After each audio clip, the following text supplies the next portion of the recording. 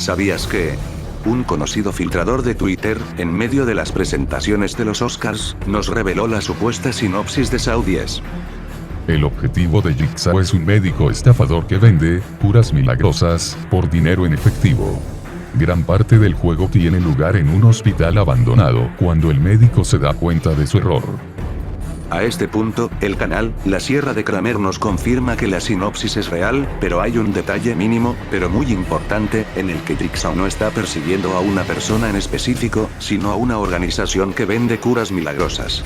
También se deja caer que todo el juego se daría en un hospital abandonado, pero esto también queda desmentido, no a grandes rasgos, para no arruinar la experiencia del espectador.